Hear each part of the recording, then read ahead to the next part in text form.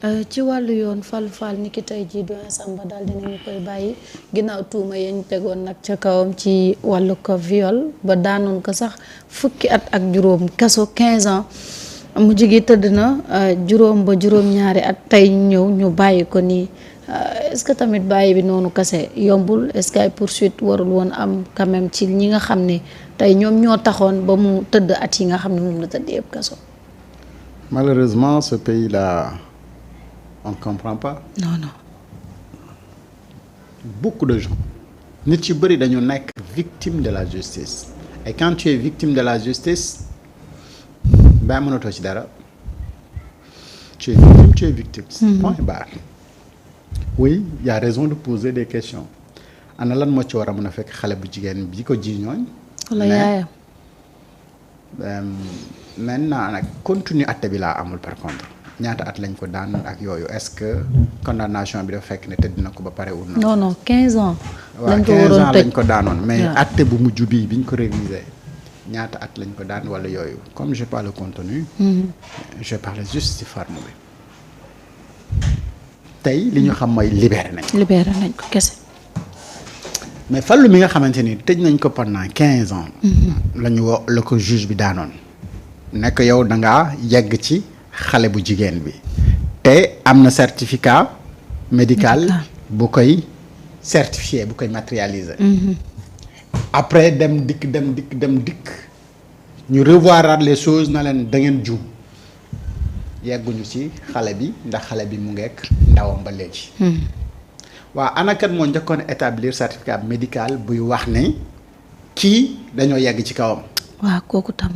war nañ ko ndax kooku dañ ko war a dem xool nii rek bàyyi ko mu dem et après ñaata victime la war a mën a continuer di def. ñaata certificat médical la war a livrer yuy wax ne yegg nañ ci diw tey kenn yeggu ci diw ñaata dund la war a yàq te kooku donc dañ ko war a xool nii rek ci société bi nii. déedéet du yoon jàpp naa ne nag foofu ab l'enquête war na faa ubbeeku même position bi la amoon keroog bi ñu waxee ne dañu renvoyer délibéré bi ma ne sikk nekkul ne jour boobu moom dinañ ko bàyyi mu ñibbi. waaye ndax dañ koy bàyyi noonu rek mu ñibbi. te dara du fekk yaay ji nga xamante ni moom moo doon wax ni kii dafa sàkku sama doom ana kooku lan moo ko ci mën a fekk moom tamit xale bu jigéen ba ñu utiliser lan moo ko ci mën a fekk la ñu def ba am ay papier indi ko ana ñi leen jox papier yooyu lan moo leen ci mën a fekk. yomb na torop de bàyyi nii rek acquitté rek xëy rek acquitté nit ki nii. juge bi ko atte nag. mën na am juge na ci intime conviction mais fii laa toogoon wax ni.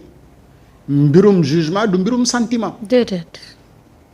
nañu moytandiku di juger ci émotion parce que quand tu es juge waroo xool sentiment da ngay xool li lay convaincre sa intime conviction nga xool parce que tëj nit fukki at ak juróom ci dundam loolu lu bari la de. jot na tëdd 7 ans. léegi juróom-ñaari at. nga téye ko nit ci benn bërëb demul dikkul deful benn activité. ci li ñu ko jiiñ lu nga xamante ni à la fin dañ ne li ñu ko jiiñoon yépp amuñu lan lu nga xamante ni daf koy certifié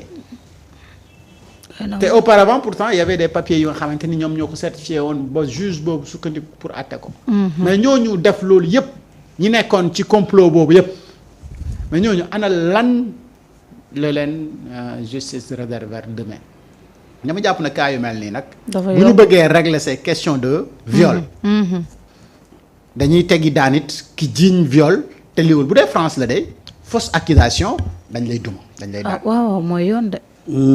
bu dee France la fausse accusation boo ko defee dafa am lu la ci mën a fekk. dama xamul nag suñu réew mi pourquoi ay fausse accusation ñu di ko mën di teg ci deru nit. ba pare yow mi def fausse accusation mais dara du la ci fekk. mais c'est grave de. c'est grave mais justement. moom la kaa Fallou xëy rek. ak mais loolu ça remet maintenant en pendant cause des années. ça remet en cause maintenant la criminalisation de certains délits c'est-à-dire que il faut jamais sous la pression criminaliser alors que justice bi nga xam ne moom nga war a am mu war a gunge loolu amuloo ko c'est ça le problème aujourd'hui tey boo gisee man. Je suis parfaitement d'accord avec quand les gens de Pastef demandent à ce que nañu toog ñu càmbar xool les contours avant de criminaliser quoi que ce soit moi je suis d'accord parce que gis nga tey muy criminalisation ngay criminaliser yenn actes yi ngay indi yenn peine de mort yi dafay demander à ce que tu aies une justice forte Fallou victime la ci am na ku ko wax léegi Ousmane Sonko victime la naroon doon yow yaa ngi ko tëj 15 ans au finish mu tëdd 7 ans. mu tëdd 7 ans sur des fausses accusations waaw kooku noonu loolu noonu c'est à revoir criminaliser pour criminaliser ok mais il faudrait que yow li ngay jël comme ay actes que ça soit mu une justice forte accompagner ko sinon il y aura toujours des dégâts li nga bëggoon régler la muy jur ci musiba mooy ëpp tout le monde est d'accord que on doit lutter contre le viol ñëpp d'accord nañ ci mais il faut que ça soit accompagné par une justice forte le cas de Fallou est là c'est un exemple tëj nañ ko 7 ans après pour revenir dire quoi que acquitté nañ ko. waaw que accusation yooyu c'était pas fondé 7 ans yooyu noonu kan moo ko mën a delloo Fallou ak dans quelles conditions lu tuddee la tëddee 7 ans yooyu imaginez waxuma la dara sax mais Fallou bu génnee ci société bi nan lay def ba intégrer société bi heureusement sax gars yi moom ñu ngi ko doon soutenir. ah ñii di ko may ay kër. un jeune terrain. nga privé ko 7 ans de liberté. wallaahi. xale la.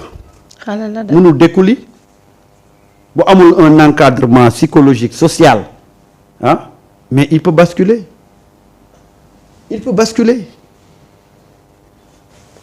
waaw léegi loolu noonu du ñu jéem a toog xool comment régler cette question là dafa am ay lois yoo xam ne dañ ko jël te tooguñu def ci une réflexion approfondie yenn yi c'était à des fins purement électoralistes c'est le cas de la loi sur la parité il fallait séduire l'électorat féminin tey parité boobu élection bu ñu dem moo ñu indil problème parce que tooguñu dessiner les contours de cette loi-là il y a une pression de la jeunesse féminine élection yi di jub si il fallait nga séduire leen tu sors une loi